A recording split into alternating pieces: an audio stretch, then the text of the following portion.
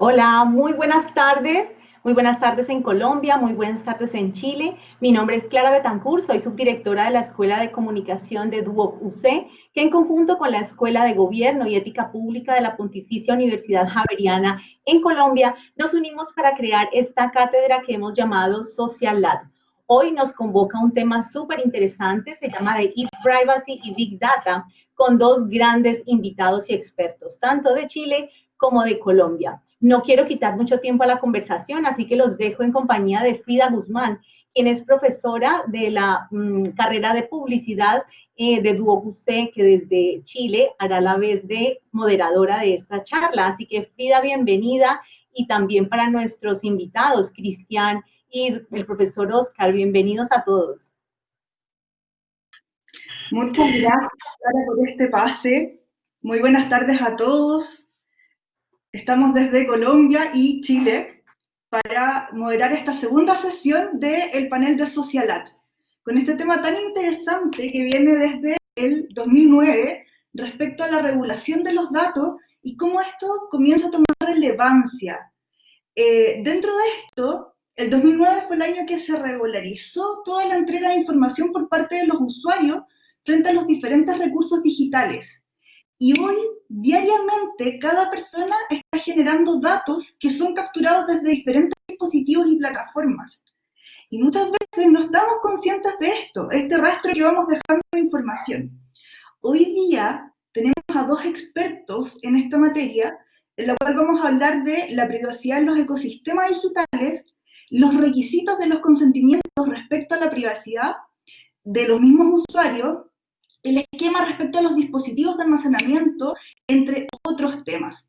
Y para poder comenzar dentro de esta charla, vamos a presentar a nuestros expositores, recordarle a todos los asistentes que al final de ambas charlas, al final de ambos expositores, vamos a dejar un espacio para preguntas. Así que todas las dudas que tengan, vayan tomando apuntes para que luego abramos este chat para que puedan planteársela a nuestros profesionales, a este panel de expertos. Hoy día nos acompaña el profesor Oscar Giovanni Fonseca. Él es experto en comunicación organizacional, director de especialización en comunicación organizacional de la Pontificia Universidad Javeriana y investigador y gestión de nuevos medios en organizaciones, audiencias 2.0 y social media marketing. Y desde Chile nos acompaña Cristian García. Cristian es miembro del directorio de CONAR, que es el Consejo Nacional de Autorregulación. Es vicepresidente de la Asociación de Marketing Digital, de Marketing Directo y Digital, y director de la CHAP. Él es coach ontológico acreditado y, bueno, cabe destacar su amplio conocimiento del tema. Y vamos a partir esta charla con Cristian. Así que le doy el pase a Cristian para que comencemos con esto.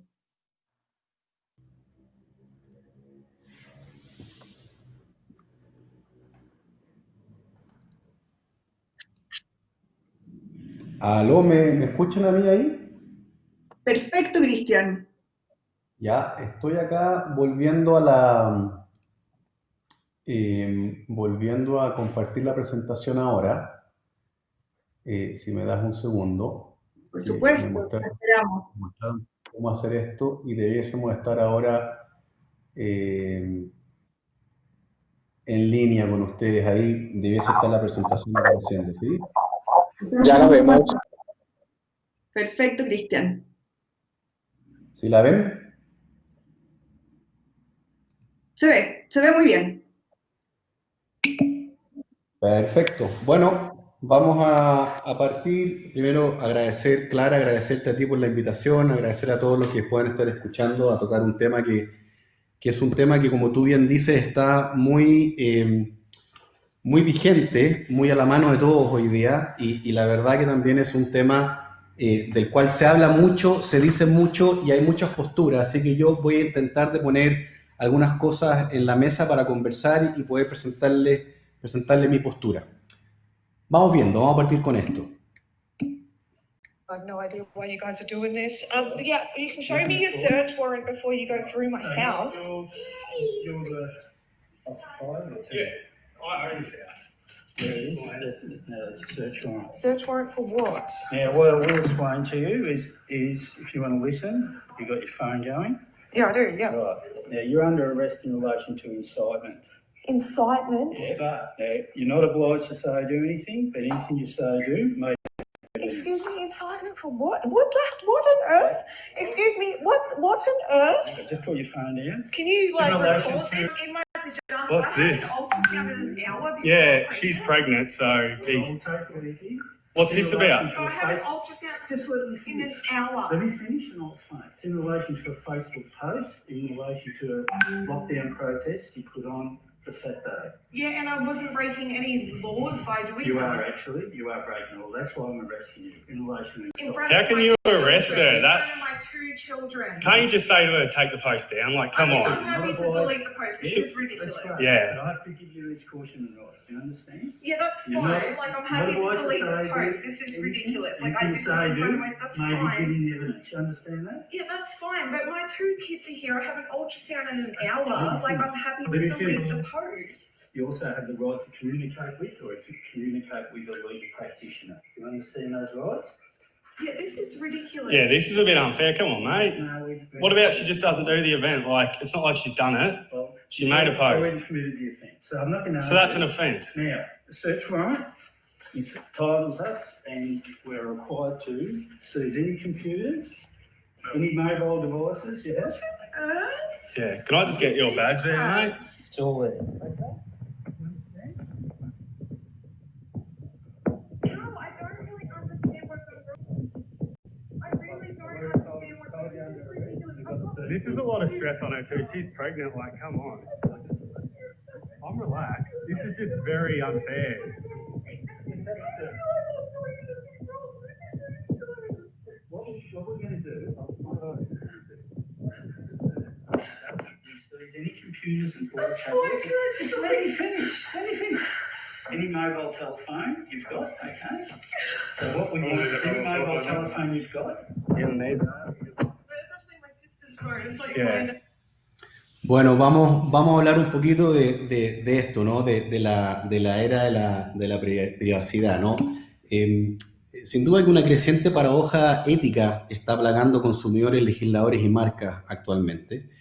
A los datos que impulsan las tecnologías inteligentes se les atribuye haber mejorado la vida de las personas, pero ahora también estos mismos datos son supuestamente el culpable de una avalancha de amenazas de ciberseguridad, escándalos de privacidad y de traspasar derechos de las personas. Sin duda alguna, hoy estamos en la era de la privacidad, una época en la que términos como amenaza, peligro y la desconfianza están cada vez más vinculados al manejo de datos personales y donde la ley parece estar rezagada en términos de proteger nuestra privacidad e identidad digital. ¿Qué acción el Cristian, gobierno? te vamos a interrumpir un segundo. ¿Es posible que pongas en modo presentación? Porque se ve muy pequeñita la pantalla. Me pidieron duplicarla, bueno, supongo que sí. Perdona que solo aclare que hice el ejercicio que me pidieron hacer en la práctica. Por lo tanto, déjame ver si es que salgo de acá. ¿Ahí se ve mejor? ¿Sí? ¿Qué dicen los que están conectados en la sala? ¿Se ve mejor? Sí, ahí está perfecto, solo es cuestión de ponerla así todo el tiempo y por favor activa tu cámara si eres tan amable. Ahí se ve bien, ¿no? ¿Sí? Sí, ¿Continúo? Cristian, se ve muy bien. Perfecto. Genial. Voy entonces a retomar con la pregunta que venía haciendo, que va a ser la pregunta que va acompañando durante la presentación, que dice qué acción toman las marcas y el gobierno y los consumidores para frenar los crecientes problemas en torno a la regulación de datos, almacenamiento, uso y uso indebido de datos de las personas. Yo me voy a centrar puntualmente en una conversación que une estas tres entidades, marca, gobierno y consumidores para poder hacer la exposición de hoy. Primero decir que la propiedad de los datos es bastante turbia hoy día. Esto está ocurriendo tanto en Oriente como en Occidente. Los consumidores de todas partes del mundo hoy día reclaman el derecho a elegir cuándo se utilizan sus datos y de qué manera. Y si usted hace el ejercicio de de simplemente googlear e-privacy o GDPR o este tipo de conceptos, se van a encontrar con miles de millones de resultados. Lo que sí es claro es que en un último estudio que nosotros hicimos como Wunderman Thompson a nivel global, esta data recoge muchos países de Europa y Estados Unidos y parte de la TAM. Los resultados fueron bastante impresionantes, donde en segundo lugar aparece el interés por la seguridad personal de la data, incluso por encima de la violencia de armas, el costo de la vida, incluso por arriba de conceptos como la calidad de la educación, probablemente empujado por países un poquito más desarrollados que el nuestro, ¿no? Me voy a centrar un poquito en Chile. Este es el número 19.628 de la Ley sobre Protección de la Vida Privada que existe actualmente en Chile. Esta ley estableció la forma y condiciones bajo las cuales se pueden trabajar los datos. Y este número, el 1999, es el año que fue escrita la ley. Cristian, disculpa, te voy a pedir una pausa porque la presentación se ve cortada. Entonces me piden si podemos ponerla en modo presentación o cambiar el tipo de pantalla. Sí, me dicen que está fragmentada desde el chat los asistentes. Es que cuando la tenía en modo presentación, ¿qué es eso? Me comentas que la es muy pequeña, ¿no? Correcto. Quizás tengamos que salir y no duplicar pantalla, solamente compartirlo. ¿Ahí cómo la ves? ¿Ahí cómo la ves? Ahí se ve mucho mejor. Perfecto. Ok, perfecto. Bueno, 21 son los años que han pasado entre el día que se escribió la ley y hoy. Y la pregunta es, bueno, ¿qué ha pasado en 21 años, verdad? Y la verdad es que han pasado varias cosas. De partida, casi el año 99, el año 98, partió Google, Tesla el 2003, Facebook el 2004, YouTube el 2005, Twitter el 2006 y TikTok el 2016, ¿no? Entonces, de alguna manera, lo que ha venido pasando es como esto de la privacidad, de la información y el manejo de los datos de los consumidores. Si uno hace una analogía, es como haber escrito la ley de tránsito antes de que existieran los autos, porque a lo menos en Chile, y así también ocurre en muchos países de la región, la ley escrita es previo básicamente al surgimiento y el crecimiento de Internet y las redes sociales. Entonces, la pregunta es que hacia dónde va la regulación, a menos en Chile, y el objetivo de la actual legislación es llevar esta ley 19.628 al estándar internacional tanto de la Unión Europea, APEC y también la OCDE, básicamente bajo 4 o 7 postulados bastante claros. Uno es el de la licitud, que básicamente la pregunta que uno se hace es ¿qué es lo que me habilita a mí como empresa o institución a manejar datos? La proporcionalidad, que tiene relación con el tiempo por el cual los datos personales pueden ser tratados. La calidad de los datos, que reflejen la situación actual y verdadera de la persona para no estar tomando datos del pasado y con eso cometer errores en la implementación de los datos. La responsabilidad, que tiene que ver con que las personas que tratan datos serán legalmente responsables, y hay una nomenclatura dentro del GDPR hoy día que obliga a las compañías de tener un responsable de datos justamente para poder adjudicar responsabilidades legales en el mal manejo de ellos. Seguridad, que tiene que ver con todos los protocolos de seguridad de los datos. Transparencia, que está relacionado con el deber de informar al efectuarse la recolección de los datos personales. Y finalmente, confidencialidad, que garantiza que quien trata los datos lo hará de manera segura y confidencial. Entonces, acá la pregunta que nos podemos hacer es efectivamente, bueno, ¿cómo operamos en un mundo digitalizado sin una regulación en privacidad acorde a los tiempos que vivimos? Y como yo les comentaba, hay muchos países que se están haciendo esta pregunta, y unos que están más avanzados, otros que no tanto. Y si le damos una mirada al mundo bastante rápida, solo un par de ejemplos, por ejemplo, y vemos China, nos damos cuenta que a finales de junio de este año, el 2020, China aprobó una ley de seguridad nacional en Hong Kong que convierte efectivamente los datos de los usuarios en una herramienta para controlar las protestas y reprimir el sentimiento a favor de la democracia. A la luz de esta ley, que de alguna manera criminaliza actos que apoyan la independencia de Hong Kong y que decreta que las empresas deben enviar información de usuarios al gobierno, chino por supuesto, empresas como Microsoft, Facebook, Google Twitter e incluso Zoom deciden tomarse un tiempo para revisar la ley y ver cómo seguir. Y por otro lado, por ejemplo, TikTok tomó una decisión bastante más drástica, eliminando la aplicación por completo de Hong Kong. En Estados Unidos, también a principios de este año, el New York Times anunció que Clearview, una empresa de inteligencia artificial y que da reconocimiento facial, había acumulado miles de millones de fotos de caras de personas vía internet y estaba dando acceso a los departamentos de policía para localizar a los posibles delincuentes, claramente esto sin consentimiento de las personas. En junio del 2020 se presentó una demanda, algunos de ustedes probablemente la escucharon porque fue bastante grande, fueron 5.000 millones de dólares contra Google por rastrear la actividad de Internet en modo privado. Más tarde ese mismo mes Twitter se disculpó por una violación de datos que afecta a las empresas que utilizan esa plataforma.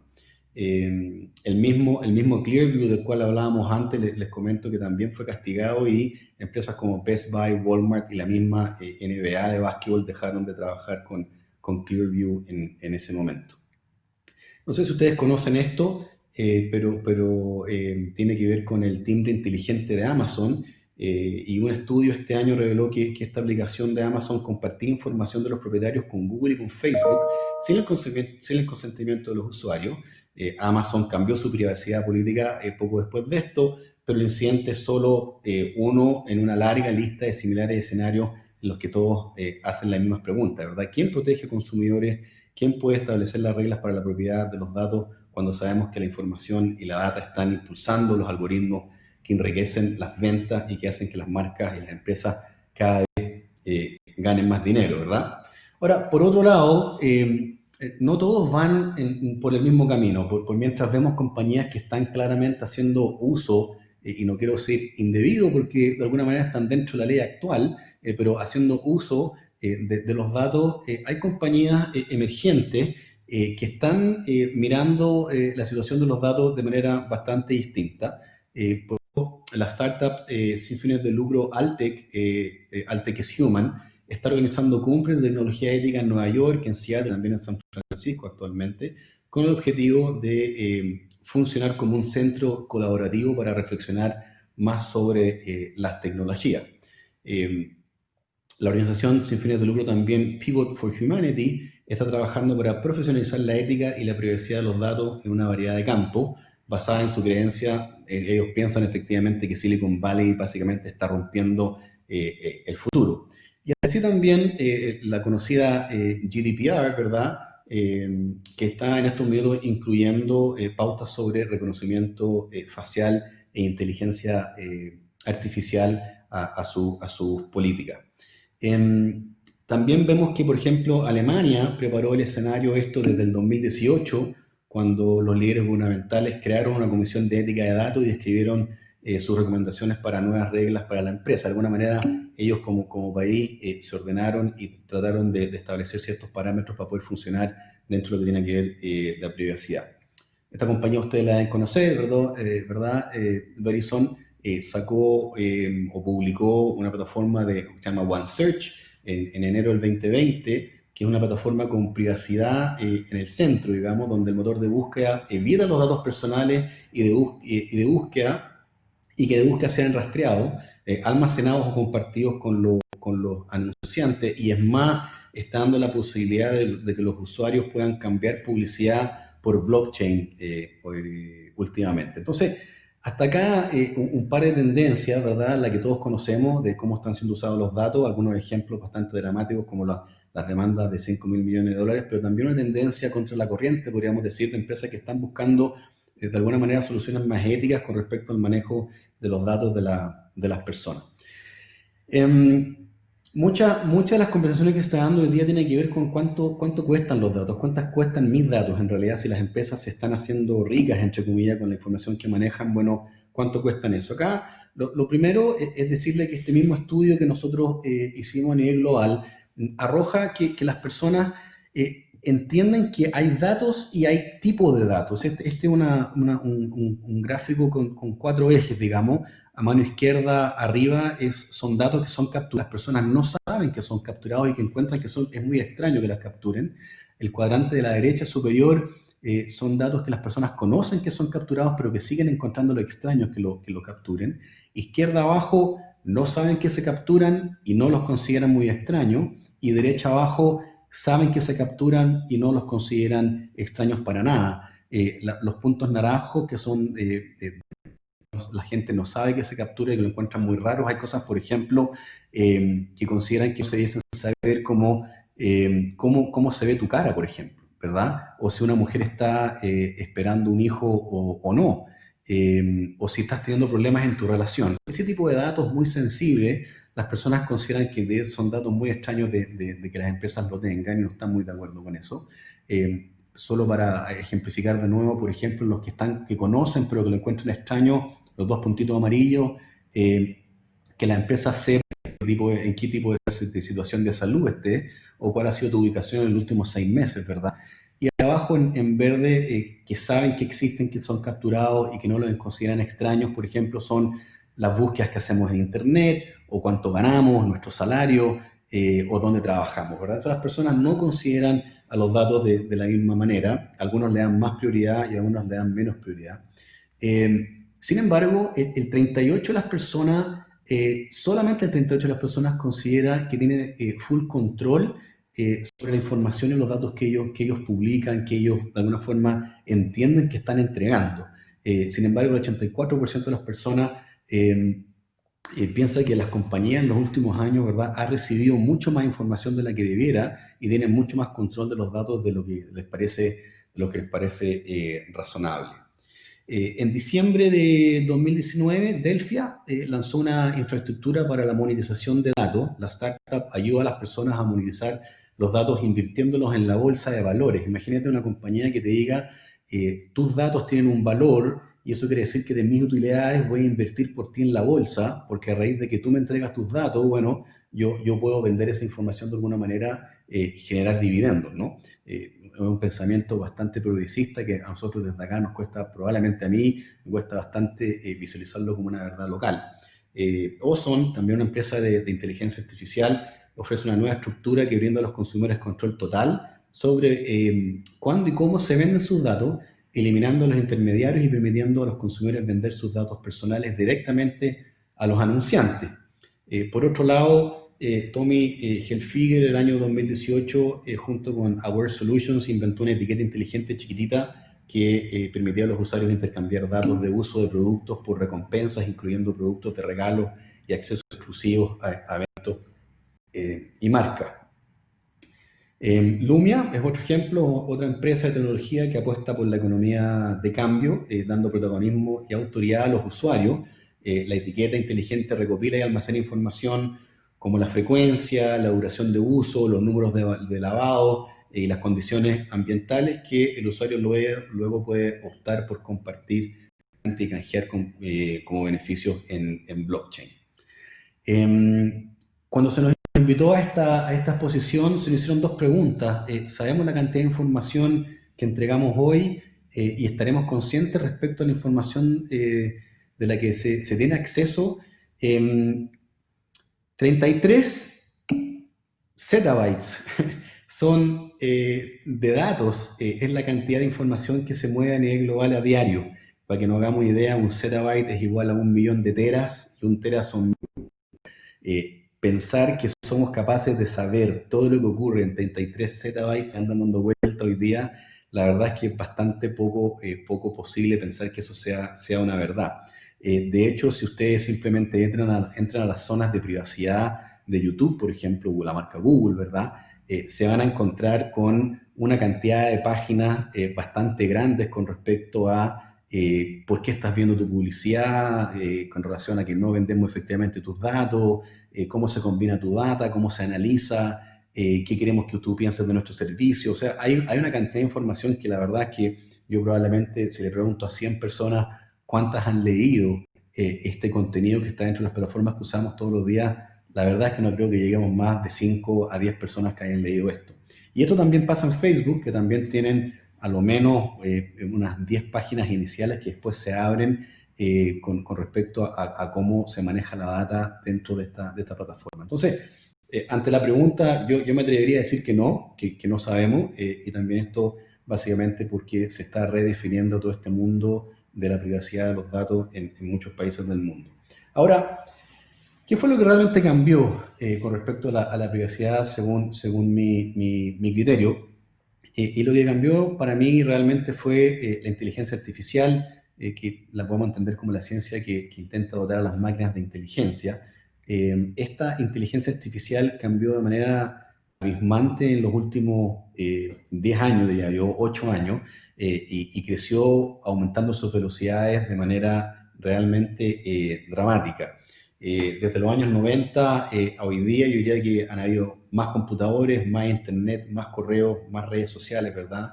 Mucho contenido, que básicamente eso es Big Data, y antiguamente eso era un problema porque no había cómo procesarlo. Con la nube, en el 2010, hubo un cambio importante, y aquí empezamos con el procesamiento distribuido en la nube para solucionar este gran problema. Yo diría que eso es uno de los grandes cambios que hemos tenido. Y eso ha dado posibilidades al trabajo de las redes neuronales, que para entender redes neuronales entendámoslas como básicamente un conjunto de circuitos que funcionan exactamente igual a cómo funciona la mente. Hace unos años nos preguntamos cuándo la inteligencia artificial iba a ser más rápida que el cerebro, y en realidad eso ya ocurre. La inteligencia artificial es más certera y se equivoca menos que el pensamiento humano, y hay un hito que es el 2011 con un gran computador que se llama Watson de IBM, donde se hizo un concurso donde se le preguntaron a dos personas muy conocedoras de ciertas materias y se le preguntaba a Watson sobre estas materias, y la verdad es que ganó Watson en ese minuto 2011, y esto inclusive sin estar conectado a internet. Los sistemas artificiales son creados por el hombre, son autónomos, funcionan sin la interacción del ser humano. Esto es importante porque a medida que las redes neuronales van aprendiendo y van mejorando, van tomando interpretación y van tomando decisiones sin que intervenga el ser humano, y por lo tanto son inteligentes, entendiendo inteligencia como algún sistema que percibe un entorno con el fin de cumplir un objetivo. Y esa última frase, cumplir un objetivo, es clave, porque ese objetivo sí lo pone el hombre. Y ahí entonces podemos entrar a la pregunta de la ética y de cómo se está manejando todo esto y qué tipo de objetivos estamos buscando, ¿verdad? Son máquinas no conscientes, pero de gran capacidad. Ahora, cuando uno mira la ética, también podría mirar la ética más allá de la... Perdón, ese es el teléfono de mi hija que tiene una perrita. La ética más allá del tratamiento de los datos. ¿Y por qué digo esto? Porque la verdad es que cuando uno captura datos, en realidad necesita tener un diseño ético o un diseño de captura de datos que está muy condicionado al tipo de datos que uno pueda capturar, ¿verdad? La ética no solo está en el manejo de los datos, sino en las definiciones de la usabilidad de la plataforma que capturan esos datos, ¿verdad? Todo lo que nosotros hacemos con respecto al sharing, al compartir, al like, todo ese diseño de usabilidad para capturar datos también tiene un análisis de ética detrás. Y acá nos preguntamos efectivamente si nosotros terminamos siendo usuarios o productos, ¿verdad?, de las redes. Y de alguna manera uno podría decir que estamos medios atrapados entre el modelo de negocio actual y la privacidad de los usuarios, ¿verdad? Todos sabemos que las redes sociales no las pagamos, y si no las pagamos la pregunta es quién las financia, y la verdad es que las financian las marcas pagan las redes a cambio de algo, y ese algo es datos, son los datos de ustedes, son mis datos, para que las marcas puedan ser más eficientes en la comunicación que entregan y tener mayores certezas, ¿verdad? Entre más conocimientos tenemos, más certezas podemos, o sea, entre más conocimientos tienen las plataformas digitales, más certezas pueden ofrecerle a las marcas, ¿verdad? Se pueden hacer mejores predicciones y con eso se puede hacer, se necesita cada vez más data, por ende más información de nosotros. Buscando básicamente 3 grandes KPIs que los conocemos, ¿verdad? Que son engagement, que es mantener la permanencia del usuario en la red, el crecimiento, que vuelvan con más amigos, ¿verdad? Y que mientras todo esto ocurra, que efectivamente se siga contratando más publicidad. Ahora, ¿por qué estamos tan amarrados aparentemente en este esquema? Bueno, solamente en el mercado latinoamericano, el año 2007, se estimó que los datos generaron una economía de alrededor de 2.992 mil millones de dólares y está proyectado subir eso a 8.000.5 millones de dólares para el año 2023, que eso tiene una tasa de crecimiento del 20%, ¿correcto? Ahora, si eso es así, ¿qué pasa con las empresas? ¿Cuál es el rol de las empresas tras de esto? Que al final son estos campeones, ¿verdad? Que nosotros confiamos de ellos. Incluso estudios en Chile demuestran que las personas esperan que las empresas tengan un rol social mucho más grande que incluso el mismo gobierno en el proceso de construcción de sociedad. Y uno podría decir que las empresas debiesen movilizarse de alguna manera como esta gráfica. Para los que conozcan un poquito de fútbol americano, todos sabemos que hay una pelota que se tira, ¿verdad? Que este jugador a mano izquierda, y todos pensamos que este jugador es el jugador mejor pagado del equipo, pero en realidad hay un jugador que es más importante que él, que se llama left tackle, que es el hombre defensor que le cuida el punto ciego al hombre que tira la pelota, que es su espalda, y tiene que proteger a este hombre, a este ciudadano, a esta sociedad, ¿verdad? El rol de ese jugador es proteger a ese ciudadano de manera permanente y consistente para que él pueda hacer su función de la mejor manera posible.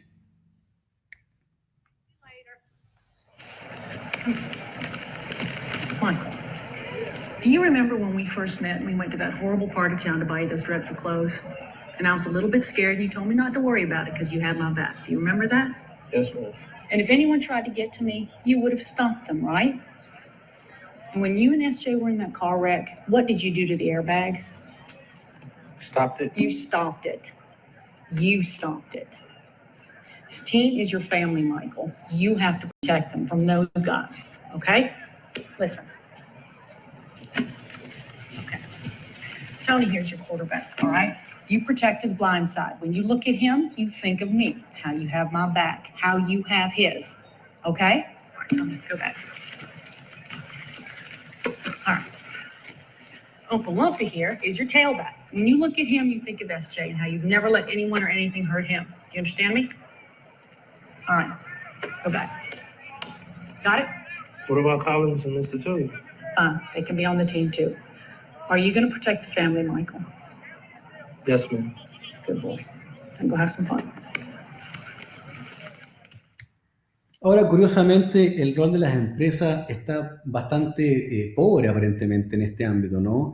Acá este estudio también demuestra que solo el 15% de las personas tienen un conocimiento bastante profundo de cómo su data está siendo usado.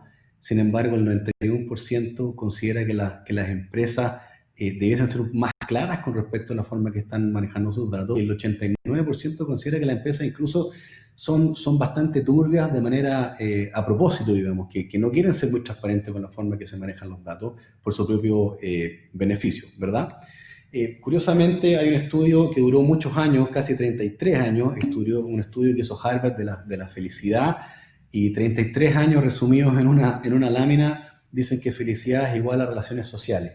Y entonces la pregunta es, bueno, ¿cómo convivimos socialmente entre todos los agentes que componen una sociedad para efectivamente vivir en mayor armonía y mayor felicidad? Sí, finalmente, el último eje tiene que ver con quién finalmente genera el cambio, ¿verdad? Si tenemos gobiernos atrasados en la legislación y empresas que entre más datos manejan, más dinero aparentemente perciben. Y aquí aparece el concepto del consumidor ético, ¿verdad? De ethical consumer, que también es un estudio que tenemos nosotros con respecto a ciertas tendencias de consumo que vienen emergiendo cada vez con más fuerza y que aparentemente dejan de ser un nicho, ¿no? Y este grupo de personas, el 67% quisieran estudiar una carrera que tenga que ver con cuidar el planeta, por ejemplo, o el 59% quiere carreras que salven vidas y el 51% quiere un trabajo que use tecnología para hacer o para marcar la diferencia.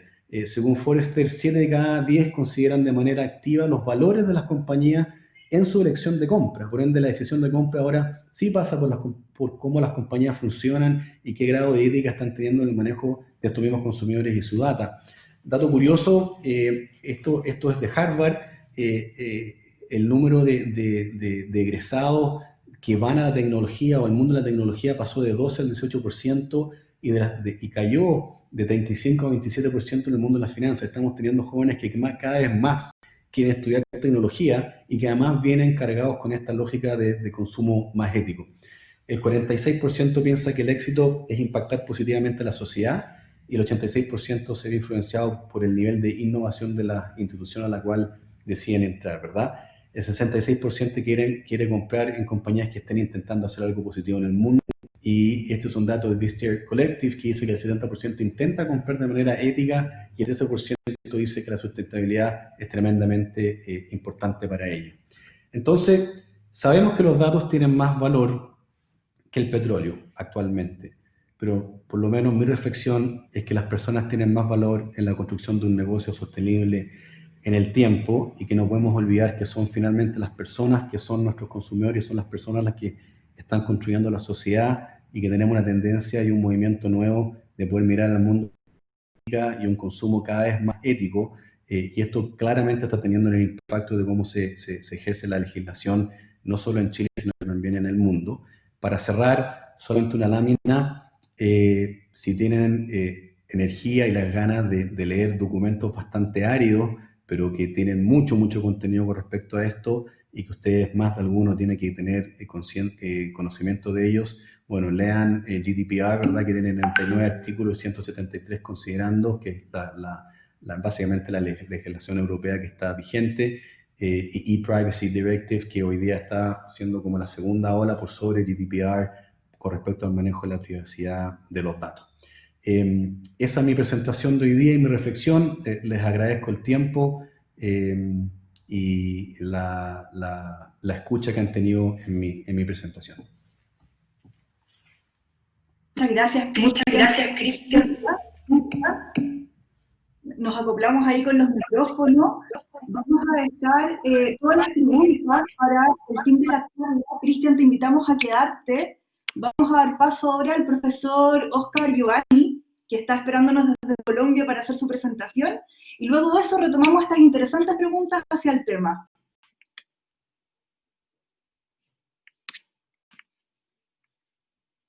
Profesor Oscar, ¿estás por ahí?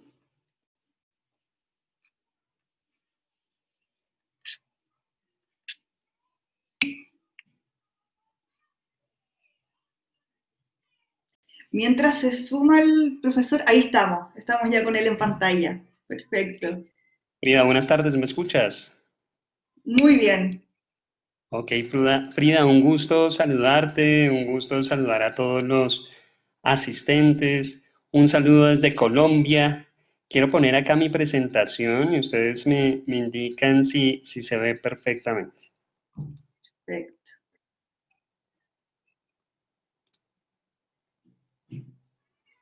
Se ve perfecto, Oscar. Ok, muy bien. Bueno, yo quiero, además de agradecer la invitación a este espacio que me parece maravilloso de reflexión frente a estos fenómenos complejos, ¿no?, que vivimos como humanidad. En mi opinión, siempre la tecnología va a un ritmo muy acelerado, ¿cierto? Muy acelerado. Los usuarios generalmente vamos detrás de esa tecnología, apropiándola, entendiéndola, y finalmente digamos que va la reflexión, quizás digamos que a un paso un poco menos avanzado, un poquito más lento. Entonces yo celebro muchísimo estos espacios porque nos permite muchísimo entender lo que vivimos, que a veces lo creemos normal, ¿cierto? Y a veces digamos que definitivamente en el ritmo acelerado en que vamos no nos permite generar espacios de reflexión, de pensamiento. Entonces, vuelvo e insisto, para mí es un gusto poder estar en estos espacios. Quisiera compartir con ustedes 4 ideas en esta tarde. Una primera idea tiene que ver con oportunidades, porque el Big Data definitivamente trae unas oportunidades bien interesantes para las organizaciones y no solamente para las empresas o para las entidades privadas con ánimo de lucro, sino incluso también para las organizaciones gubernamentales, incluso para las organizaciones sin ánimo de lucro, para los activistas, en el caso concreto de Colombia, participo pues digamos, en unos grupos que trabajamos con Big Data a propósito de la calidad del aire en Bogotá, o en la calidad del aire específicamente en las dos ciudades más grandes del país, Bogotá y Medellín, y el hecho de manejar algunas herramientas de Big Data trae unas oportunidades interesantes, pero también trae unos desafíos, y de eso pues quisiera que conversáramos. La segunda idea que quisiera compartirles en esta tarde a todos y a todas es justamente cómo hablar de Big Data justamente tiene que ver con hablar de competencia por la atención. En una tercera idea tiene que ver con poner justamente en pregunta la palabra privacidad. Generalmente, cuando hablamos de privacidad, probablemente nuestra generación piense en unos referentes acerca de lo que es privacidad. Pero definitivamente la tecnología, incluso para las generaciones más recientes, para nuestros estudiantes de la universidad, privacidad signifique cosas diferentes.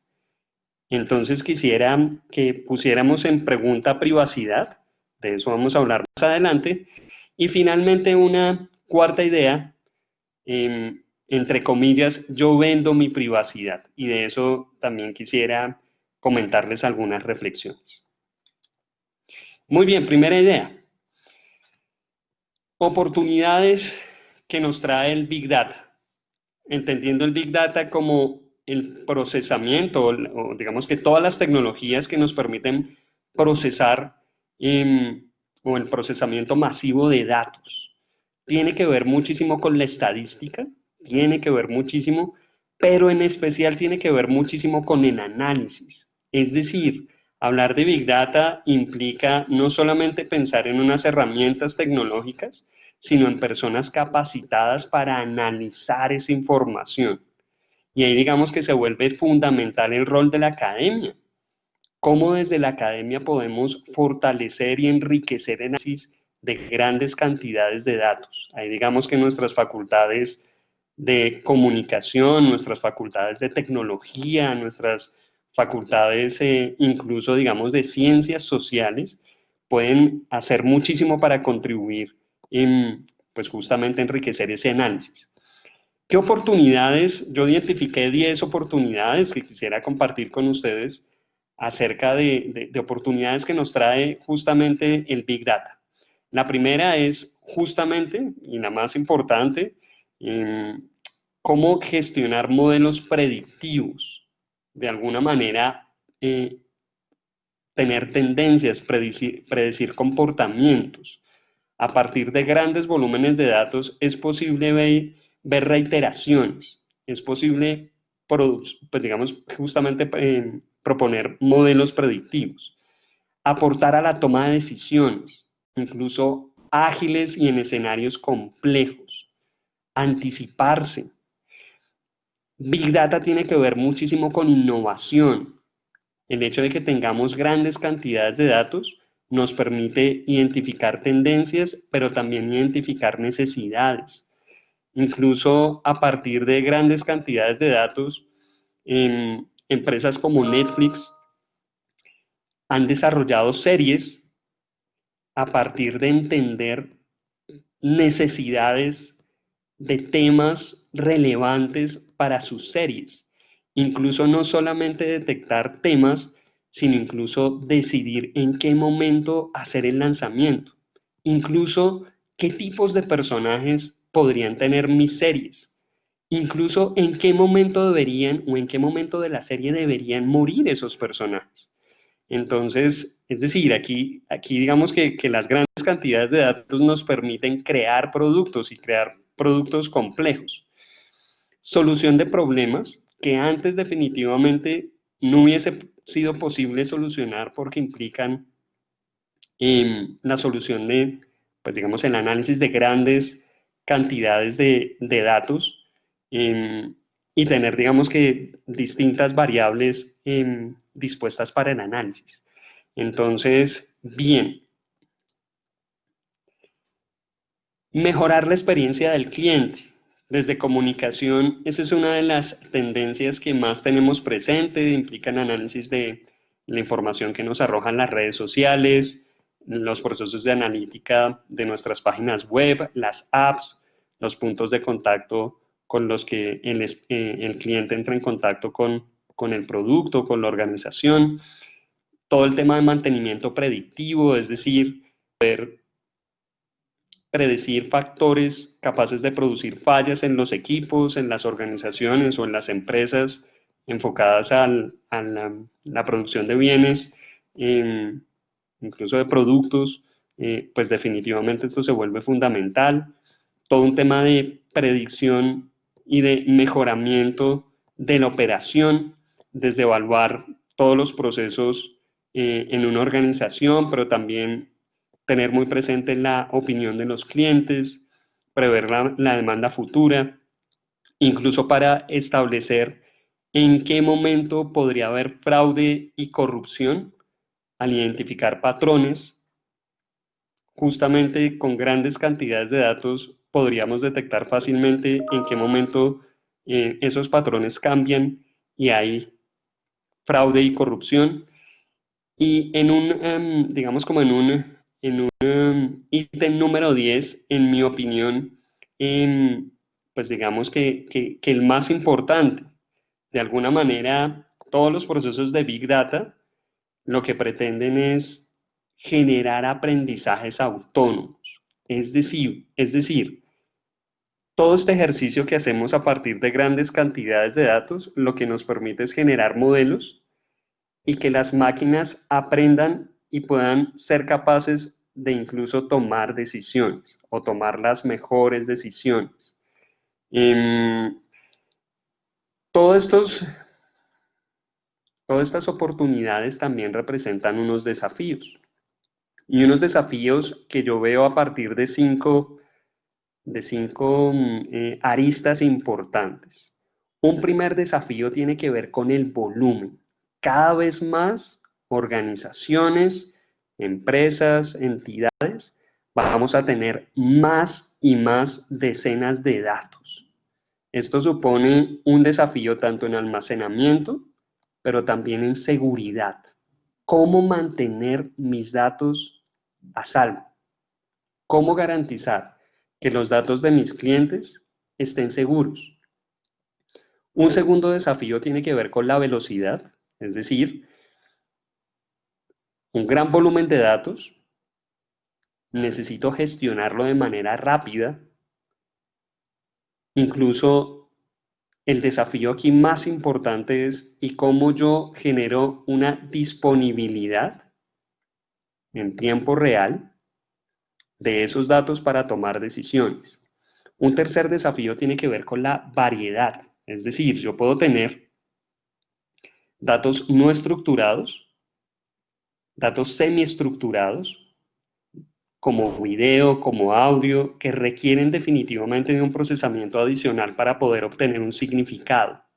Es decir, aquí digamos que el reto importante y el desafío importante es en términos de análisis.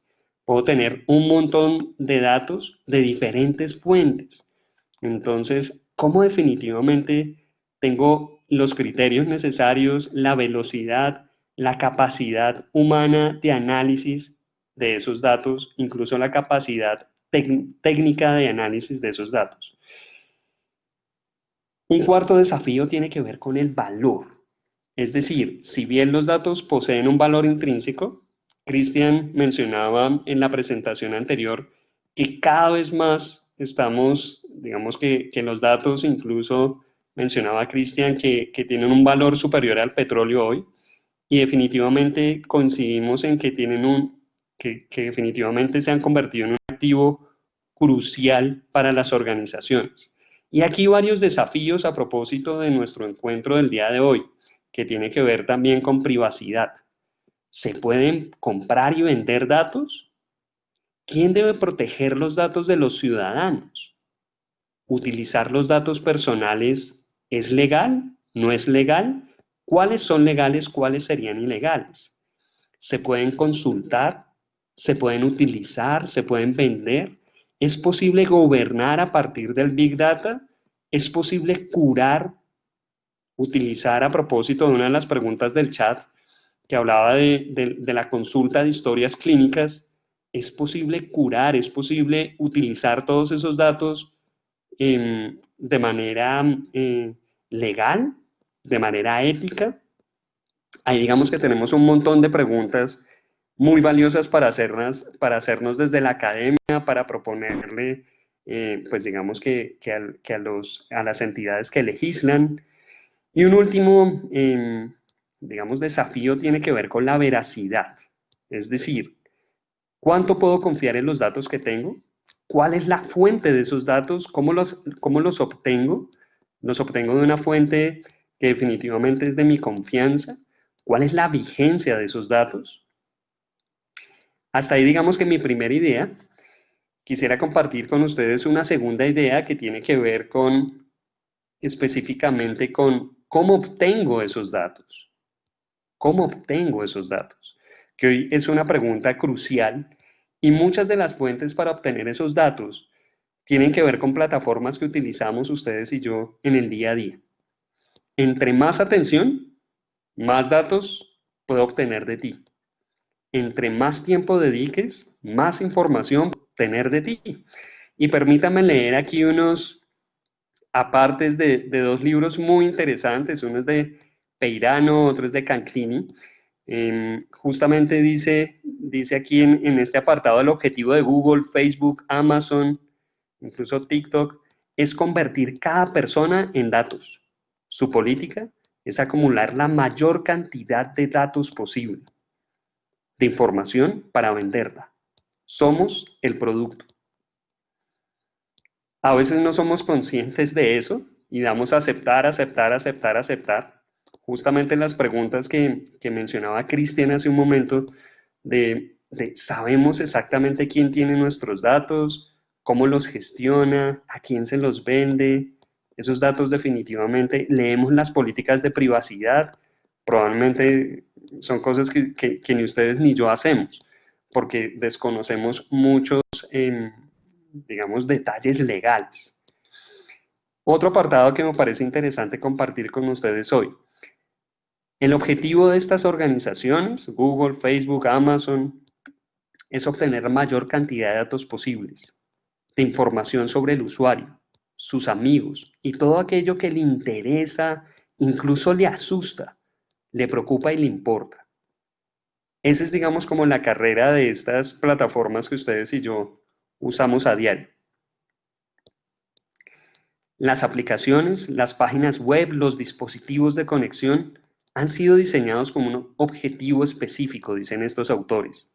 El objetivo es mantenerte pegado a la pantalla durante el mayor tiempo posible.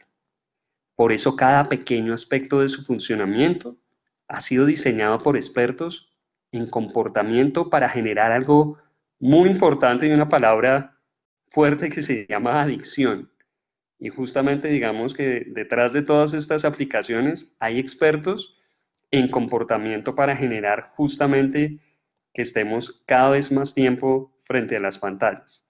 Un dato muy interesante, desbloqueamos nuestros móviles en una media o en un promedio de 150 veces al día y no sabemos por qué.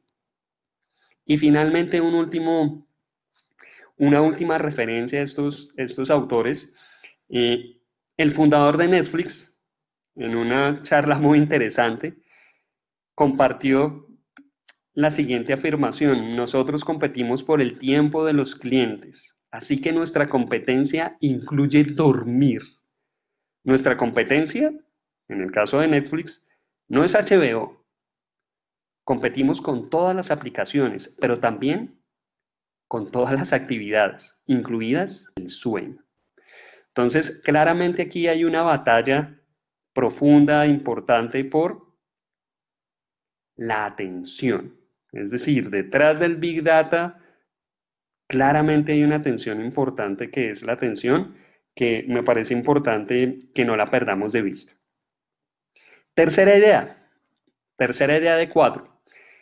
Privacidad. Yo quisiera poner en pregunta este concepto porque probablemente privacidad se ha venido desplazando. Es posible que para nuestra generación privacidad tenga un significado. Para las personas que legislan, que hacen, pues definitivamente se ocupan de todos los detalles legales, tenga otro significado. Incluso para los usuarios más jóvenes, nuestros estudiantes de la universidad, la privacidad tenga un significado diferente. Y a mí me sorprendió muchísimo el año pasado, tuvimos la posibilidad de hacer un estudio en la universidad, hicimos varias entrevistas. Me impresionó encontrarme con esta respuesta de un estudiante, de Sofía. Decía ella, a mí no me interesa qué hagan los gigantes de Internet como información.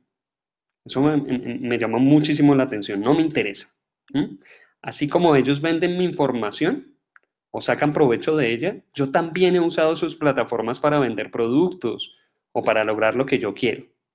Es decir, definitivamente quisiera, digamos, que poner esta frase que me parece muy, muy importante de Sofía para justamente desplazar un poco y preguntarnos por este concepto de privacidad, si ha mutado, si ha cambiado. Y claramente confrontarlo en América Latina. Cristian justamente nos presentaba legislación de otros países y hablaba también un poco de lo que sucede aquí en América Latina, pero justamente lo que tenemos y lo que vivimos aquí en América Latina es posiblemente tengamos leyes, posiblemente nuestros parlamentos o nuestras entes, digamos, que se encargan de la legislación, hayan ya hecho leyes, como él decía, pues definitivamente hicieron leyes pues digamos, para las autopistas antes de que existieran los automóviles, probablemente, digamos que no han contemplado muchas de las cosas que suceden en la vida real, pero claramente digamos que falta una autoridad pública de control. Probablemente está la ley, pues, de una autoridad pública de control. En el caso de Colombia, quien se encarga de la regulación de los datos personales o digamos, de todas estas condiciones que tienen que ver con privacidad, es la Superintendencia de Industria y Comercio. Y existe y tiene una página muy robusta, incluso que permite que fácilmente los ciudadanos podamos colocar una denuncia, pero definitivamente no hay sanciones efectivas, eso es lo que uno percibe como ciudadano. Falta regulación del flujo transfronterizo de datos personales, es decir, claramente podemos saber que hay legislaciones en cada país, pero ¿qué pasa cuando los datos de las personas viajan de países o entre continentes incluso? El uso de los datos para marketing directo sin consentimiento del titular. Y creo que ustedes y yo hemos tenido experiencias donde nos llaman a nuestro teléfono personal a ofrecernos, digamos, algún tipo de producto o de servicio, y yo definitivamente no he tenido la posibilidad de autorizar que se usen mis datos de contacto. Incluso falta un registro de bases de bancos de datos privados. En el caso colombiano hay un esfuerzo, digamos, desde varias instituciones por ofrecer datos abiertos, digamos, para la consulta. Muchas veces esos bancos de datos abiertos pues son, digamos, que muy interesantes y proveen unos datos interesantes, pero en general, digamos, que son unas instituciones, no todas las instituciones, digamos, que ofrecen esa posibilidad, y falta políticas claras para el resguardo efectivo de esos datos. Cuarta idea.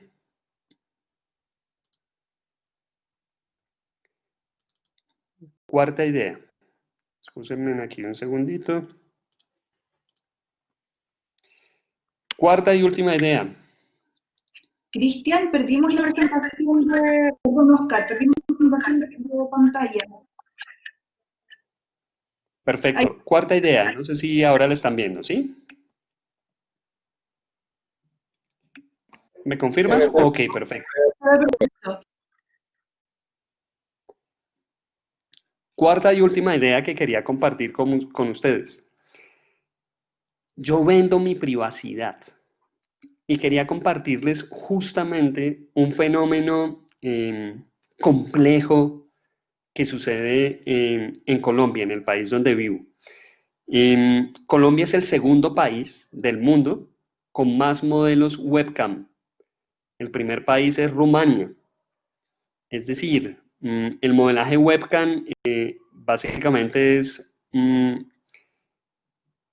muchas personas, en especial mujeres, en este caso 40.000 personas, se calcula, digamos que es una cifra difícil de establecer.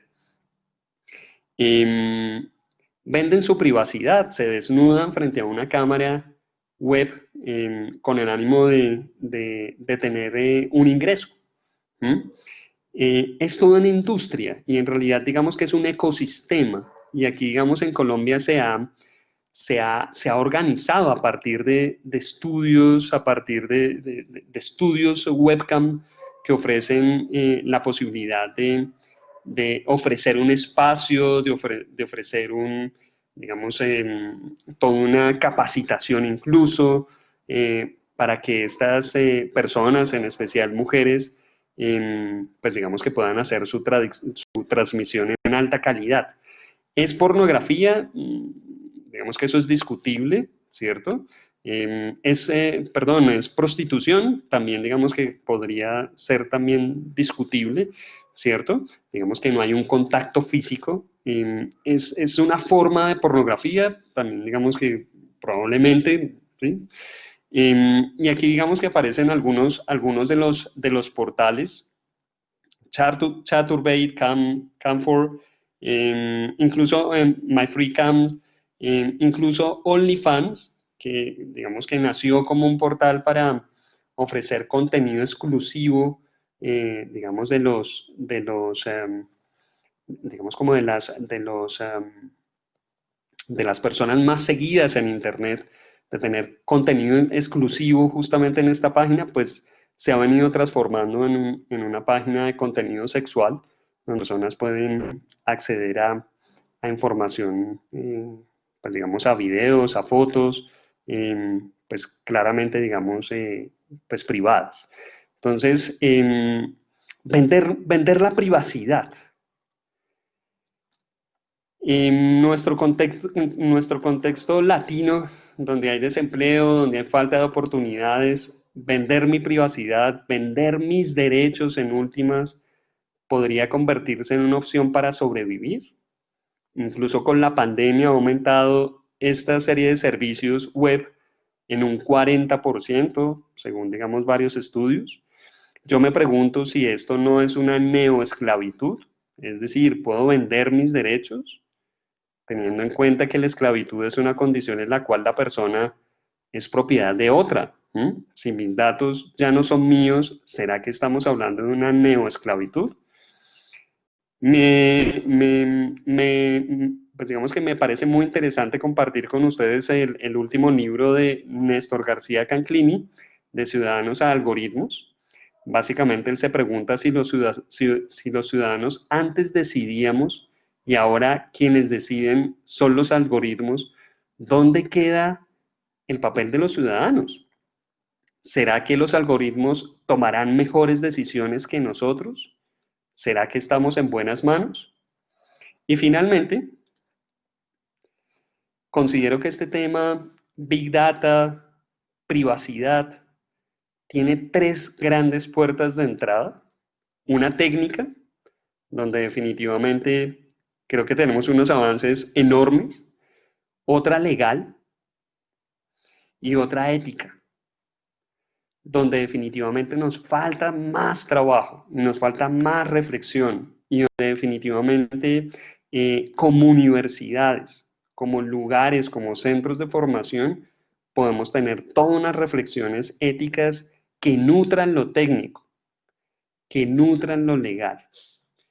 Cada vez definitivamente tenemos más datos disponibles. Creo que aquí las preguntas muy relevantes es cómo usarlos y para qué.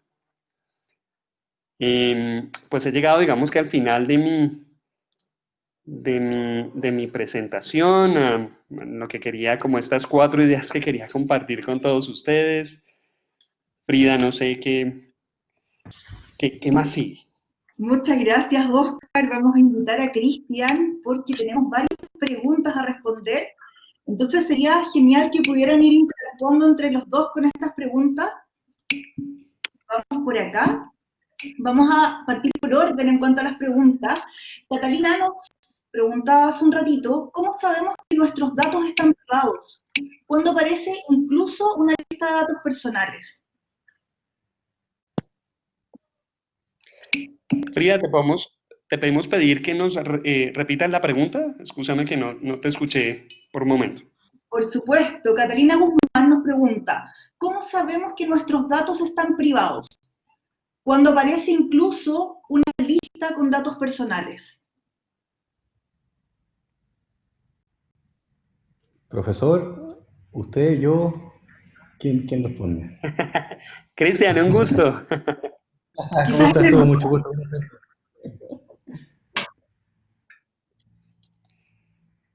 Sí, Cristian, no sé sí. si quiero opinar Claro, al respecto. Acá hay varias preguntas que hacerse porque la verdad es que el tema es muy grande. La pregunta que tú haces es una muy buena pregunta y tiene una forma de contestarse o responderse que nace de otra pregunta. Y la pregunta que yo tendría que hacer es, bueno, ¿a qué diste permiso tú? ¿No? ¿Qué consentimientos diste tú de uso de los datos? Y ahí, en un principio, debe estar la respuesta de qué tan privados están siendo tus datos y cómo se están manejando. Bajo todas esas políticas de consentimiento que tú estás dando, que es una conversación muy profunda y muy difícil, porque así como el profesor lo mencionó un minuto atrás, dijo, nosotros tendemos simplemente a decir acepto. Hoy día, cada vez más las plataformas nos preguntan, antes de seguir adelante, lee nuestras políticas de privacidad, acepta nuestras cookies, las cookies las usamos para esto y para esto otro, y la verdad es que no leemos. Entonces cuando decimos sí, usa, de ahí para adelante, la verdad es que hay poco que hacer porque tú le estás dando consentimiento de uso a todo lo que ese documento diga, que no lo estamos leyendo, por ende tampoco sabemos para qué se está usando, ¿no? Entonces, probablemente en un principio yo voy a saber que mis datos se están usando de la manera correcta si entiendo a qué le estoy dando consentimiento. Porque lo correcto o lo incorrecto hoy está dado en el minuto que tú dices acepto. Lo correcto es todo lo que dice después. Más allá de lo que tú consideres como moral o inmoral, al aceptar estás aceptando lo que ese documento diga. Por ende, eso sería lo correcto. Cristian, yo quisiera justamente como sumar a esa respuesta, digamos que dos factores más. El primero es, me parece fundamental que nosotros nos eduquemos frente al uso de la tecnología. Generalmente nuestro contacto con la tecnología ha sido abrupto y ha sido de una adaptación permanente y cada vez salen nuevas cosas y no tenemos como la posibilidad ni siquiera, digamos, como de hacer un uso reflexivo de lo que usamos y para qué lo usamos. Hay muchas tecnologías, incluso desde navegadores, que digamos que están diseñados y están previstos para tener un uso más respetuoso de los datos. Generalmente, por ejemplo, utilizamos Explorer o utilizamos Chrome y detrás de estos dos navegadores hay unos intereses, pues definitivamente económicos. Pero hay otra serie de navegadores que nos permiten también, pues digamos que hacer lo mismo, que son gratuitos, que son de código abierto, donde definitivamente no hay alguien que se lucre con esos datos o hay un manejo un poco más respetuoso de esos datos. Y de otro lado, es decir, nos hace falta también ser un poco más conscientes de qué exactamente compartimos, qué exactamente yo subo a una red social. Y también, digamos, que ser mucho más responsables desde las organizaciones con la manera como almacenamos, la manera como distribuimos los datos o la información personal de nuestros clientes. ¿sí? O de nuestros, digamos, de las personas que se acercan a nuestra organización. Entonces siento que es una reflexión muy profunda que tiene que ver con procesos de educación, sí, pero también con procesos éticos dentro de las organizaciones que manejan los datos de los ciudadanos. Muchas gracias. Respecto a esto, sale una pregunta del profesor Rafael Cansado, que pregunta si hay algún organismo a nivel mundial que regule toda la arquitectura de esta información o de los datos y qué tan cerca estamos de esta singularidad. Acá estamos frente a dos países, frente a Chile y Colombia. ¿Tenemos alguna institución que regule a nivel mundial? En Chile, a lo menos, lo que se está mirando como reglamentación global, y lo puse en mi última lámina, es el GDPR, GDPR, ¿verdad? Que es la norma europea, y hay 173 artículos, o no, perdón, 99 artículos, 193 enunciados. Hay una cantidad de información ahí bastante profunda de cómo las empresas deben operar en el minuto de pedir información y datos. Es bastante árido, es muy legal, es muy técnico, pero eso es lo que está mirando Chile como orientación. Ahora, insisto, parado en una ley de 1999. Eso es lo concreto. Hoy día hay más de 50 proyectos de ley puestos ante el gobierno. Nosotros estamos trabajando con el gobierno actualmente para poder mejorar la actual ley, pero que todavía no ha sido aprobado. Entonces, Chile está con una ley de 1999 mirando a GDPR como una orientación y actualmente también a e-privacy. La ley es antigua y por eso digo, esto es como haber construido la ley de tránsito antes de que funcionan los autos, ¿no? Y todo lo que apareció después no está contemplado en la actual ley.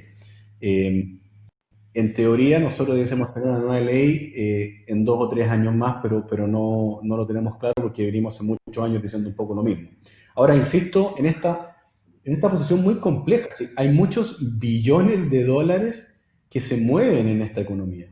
Entonces, ¿cuál es la razón para legislar cuando se pudiesen ver detenidos millones y millones de dólares con una legislación muy severa y muy limitante de alguna manera? Entonces, esta línea gris de dónde pongo los límites es bastante compleja. Ahí, un poquito más arriba, hay una persona, Sagasti, que decía, bueno, ¿qué pasa con las apps que me obligan a usar cookies?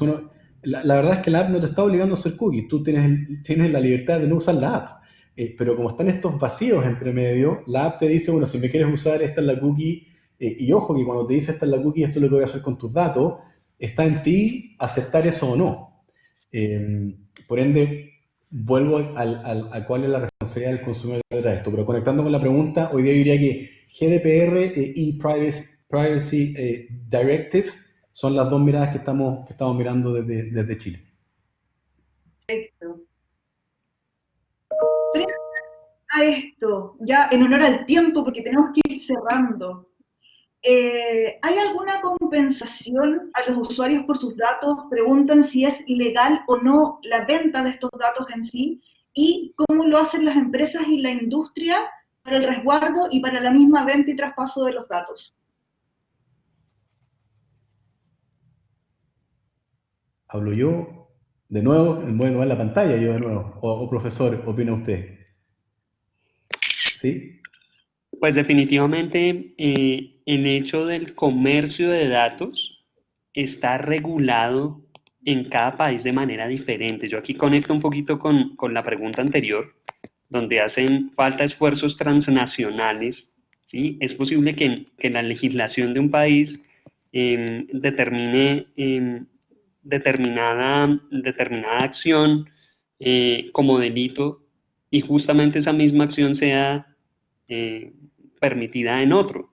Entonces creo que hacen falta aquí esfuerzos transnacionales, es decir, claramente la tecnología o estas empresas tienen influencia digamos, en todo el mundo, pero la legislación es muy particular en cada país, ¿no? ¿Qué existe? Conectando un poquito con perdón, me estoy devolviendo a la pregunta anterior. Si bien digamos que no existe un organismo o unos principios, digamos, que regulen todo este tema para todo el planeta, sí existen unos movimientos sociales muy interesantes que creo que son relevantes, donde exigen, digamos, que a las organizaciones, a las empresas, a las entidades, el manejo respetuoso de los datos. Varios autores coinciden que las luchas sociales que se vienen en los próximos 10, 15 años es justamente las personas saliendo a la calle protestando por el manejo y el cuidado de sus datos personales. Es decir, digamos que las luchas sociales fuertes que se vienen son luchas por privacidad. Digamos que ir al detalle de si es legal, si es ilegal, pues digamos que si es una pregunta compleja de responder.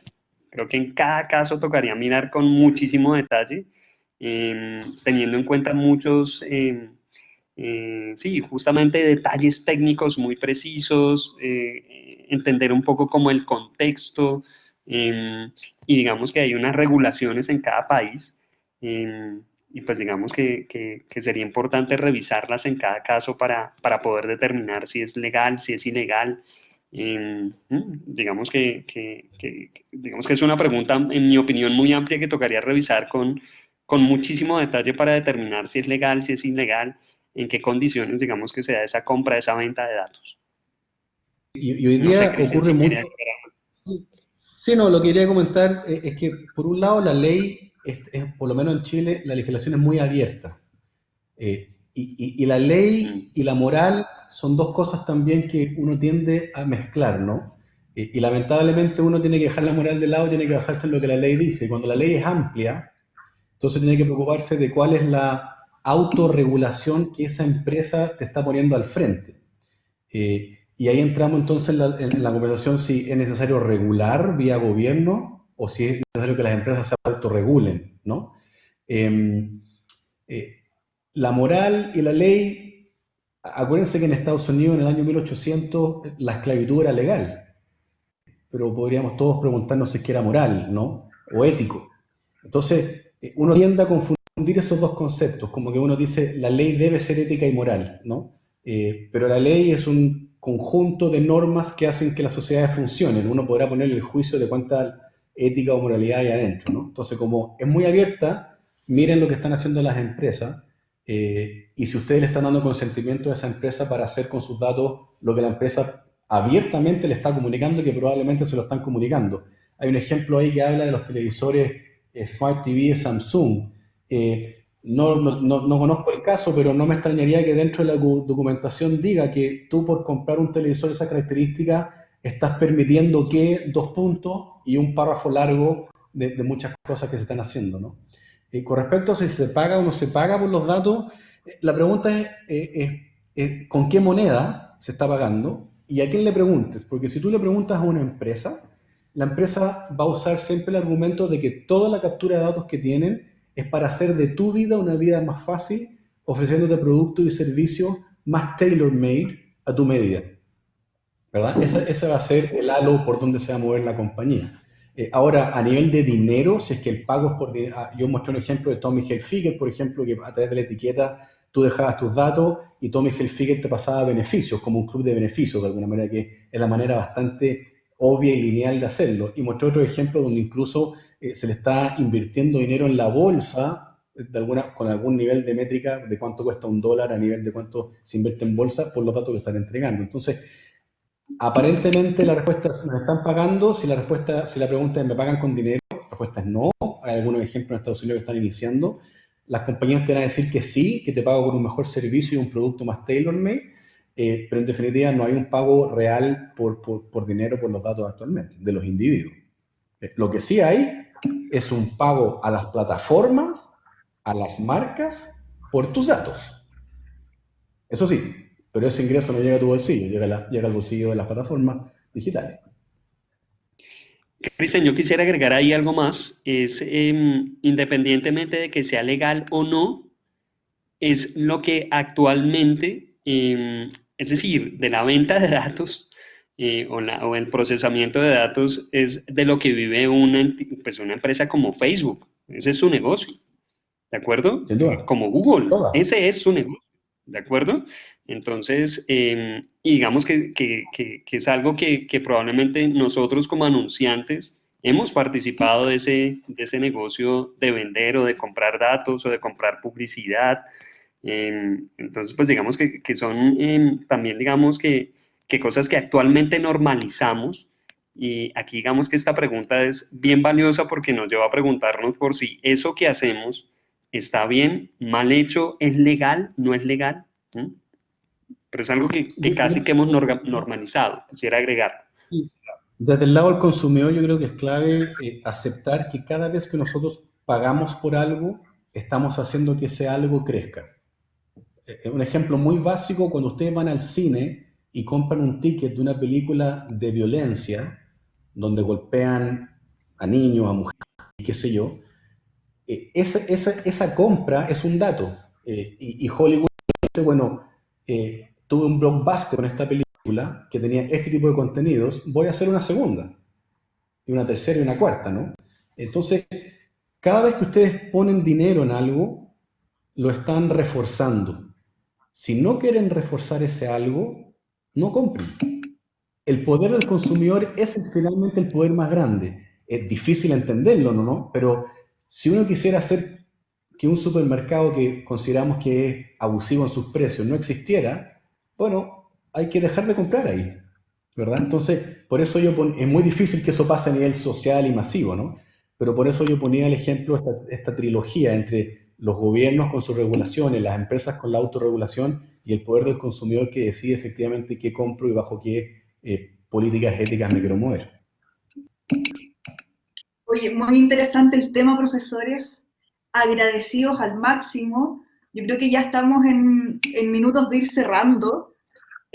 Darles las gracias, ir haciendo un resumen y me gustaría, me tomo la palabra a modo personal, los alumnos que están conectados, que les dejaran algún consejo en relación a todo el tema de la información de la Big Data, del estudio, de lo que se viene en torno a esta carrera que es comunicación y el futuro de esta minería de datos. Sí, yo le doy la palabra al profesor al tiro, no mencioné algo que quería mencionar, ¿ah? Y es que dos cosas. La primera es que el manejo de los datos nos han dado la posibilidad también de mejorar muchísimo nuestra calidad de vida. Aquí estamos hablando como todo el negativo de los datos, ¿verdad? Pero han pasado cosas maravillosas a nivel de salud, a nivel de deporte, a nivel de medio ambiente, a nivel de poder medir el cambio climático. O sea, la cantidad de data que va dando vuelta para hacer que el mundo sea un mejor planeta está en las manos de las personas. Y esa es la segunda reflexión. Ponemos la responsabilidad en los datos. Y la responsabilidad hay que ponerla en las personas. Son las personas las que administran los datos, son los gobiernos corporativos los que manejan la información, son las empresas que analizan los datos y que generan acciones sobre ellos. Entonces, yo diría que dos reflexiones. Una, todos son preciosos, maravillosos, un mundo de oportunidades gigantesco para hacer una sociedad cada vez mejor. Y la responsabilidad no está en los datos, está en las personas que los manejan, ¿verdad? Esas serían dos reflexiones. Y como mensaje, solo decirles que todo lo que pasa en las plataformas digitales, absolutamente todo está siendo traqueado. Cada vez que ustedes mandan una foto, dicen me gusta, recomiendan a alguien, etcétera, todo eso está siendo traqueado y está siendo usado para generar comunicaciones más tailor para segmentos donde ustedes participan. El profesor hablaba hace unos minutos atrás de que abrimos el teléfono 150 veces al día y no sabemos por qué. Bueno, las redes sociales funcionan como un tragamoneda. ¿Y por qué lo digo? Porque en ese pasar de tu pulgar por la pantalla, tú estás esperando, al igual como tiras el tragamoneda, de que te caiga un contenido que va a ser muy relevante para ti. Y la probabilidad que exista es alta, porque los contenidos están siendo customizados para tus propios intereses. ¿Cuáles intereses? Si no le he dicho nada. No, le has dicho al mundo todo, porque dijiste qué fotos te gustaban, cuáles eran tus amigos, dónde ibas de vacaciones, qué ropa vestías, tu selfie dice algo de ti, qué tipo, la selfie de los productos de comida, que tú estás contando y estás dejando una trazabilidad de tu historia de vida cada vez que haces algo en Internet. Entonces, cerrar con decir que cada vez que ustedes se suman a una plataforma, esa plataforma les pide permiso y ustedes normalmente, y nosotros normalmente decimos acepto. Una vez que digan acepto, lean, aquí están diciendo acepto, porque después de eso, no es que no haya vuelta atrás porque se puede suscribir, ¿no? Pero van a pasar muchas cosas después de eso. Bueno, a propósito, Frida, de lo que nos invitas a una recomendación para los estudiantes, incluso para los profesores que en este momento estamos conectados, yo quisiera, pues justamente recomendar como 3 series de Netflix, que no sé si ustedes ya vieron. Una es que justamente hay un gran debate, por lo menos en Colombia, en redes sociales, digamos este documental de Social Dilemma. Creo que tiene información valiosa, que pone un poco, digamos, que estos temas también al debate. Otra serie que particularmente me gustó mucho, que me parece muy bien concebida, se llama Osmos.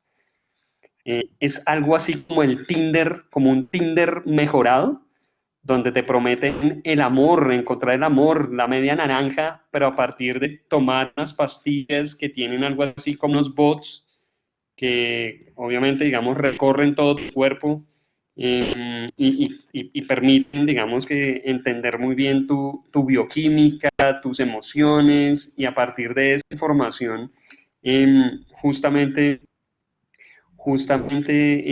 pues digamos, como sugerirte tu media naranja, ¿cierto? Y finalmente otra serie que se llama Mejores que Nosotros. Es una serie justamente rusa, casi, digamos, en mi experiencia, casi que no consume mucha televisión rusa, ¿no? Aquí es latina. Entonces uno, digamos que esta serie es rusa, entonces es muy interesante porque plantea pues una sociedad llena de robots, y digamos que en esa sociedad llena de robots, digamos que un robot que la serie plantea como la esposa ideal. Entonces, en fin, digamos que como recomendadas para reflexionar sobre este tema. Y finalmente, insistir en lo que menciona Cristian. Claramente, digamos que hoy hablamos de los desafíos, pero también me parece importante enfatizar en las oportunidades. O sea, Big Data creo que es una oportunidad muy interesante para analizar datos, para proponer cosas interesantes, digamos que invitaciones desde nuestras facultades, darnos de herramientas técnicas, sí, pero también herramientas de análisis de los datos, entrar en este mundillo y conocer lo que me parece un mundo muy interesante, apasionante, donde hacen falta personas bien formadas, preguntar y hacernos preguntas como las que nos hemos hecho hoy. Y me parece importante la reflexión con acción. Es decir, soy consciente de estas cosas. Hoy salieron, digamos, que muchas preguntas muy interesantes. Bueno, ¿y ahora qué hacemos? ¿Qué hacemos como ciudadanos? ¿Qué hacemos como personas que vamos a proponer la comunicación del futuro? ¿Vamos a decir que otros la decidan por nosotros? Definitivamente desde nuestros lugares, desde nuestros recursos, vamos a proponer una comunicación que defienda la dignidad, ¿no? Que permita que todos construyamos un mundo mejor. Y creo que eso definitivamente puede estar en nuestras manos. Puede estar en nuestras manos. Y entonces, pues yo digamos que se invitaría a una reflexión y a una reflexión con acción. Y sumar esta ética que le pedimos a las marcas cada día más. Solo un comentario para cerrar. Como ejemplo, en Chile se les cerraron a 20 compañías la posibilidad de trabajar con empresas europeas porque estas 20 empresas chilenas no estaban en el estándar de Europa. Por ende, también hay que mirarlo como una tremenda oportunidad de subirse a esta tendencia para abrir mercados, abrir el mundo y tener mayores posibilidades de negocios de forma internacional también. Esto ocurrió hace unos meses atrás. Muchas gracias, profesores. Excelente tema. Me está pidiendo acá que no queden los alumnos responder la encuesta sobre esta cátedra y para que sigan dentro de la sesión. Esta es nuestra segunda sesión de Social Art y ya la estamos cerrando. Clara, no sé si quieres comentarle algo a los alumnos. Bueno, dos cosas, dos recordatorios. Uno, que la próxima semana vamos a tener otro gran tema que tiene que ver con diversidad e inclusión con perspectiva de género en las comunicaciones. Así que si estuvieron hasta esta hora con semejantes invitados, seguramente para la próxima semana también los vamos a sorprender. No olviden también que la asistencia a todas nuestras sesiones tiene una certificación virtual. Así que les pedimos también lo que decía Frida, que nos regalen sus comentarios en la encuesta. Y a los dos invitados, mil gracias. Cristian, un lujo tenerte con nosotros, profesor Oscar, encantados también de poder escucharlos, de poder compartir con ustedes. Hasta esta hora estuvimos muy bien acompañadas con todos los asistentes, así que de verdad, Frida, mil gracias por moderar y a todos súper invitados para la próxima vez. Muchas gracias a ustedes por la invitación, encantado de haber estado con ustedes. Espero que haya servido un poquito para abrir la mente. Lean, porque hay mucho que leer e informarse. Muy agradecido. Así es. Mil gracias por la invitación, un gusto compartir. Hay un aprecio muy grande de mi parte por Chile. De verdad que es un país muy bonito donde tengo muy buenos amigos. Entonces, un gusto compartir. Bueno, pues aquí seguimos. Gracias a todos y feliz noche. Que estén muy bien. Muchas gracias. Buenas noches a todos. Chao, gracias.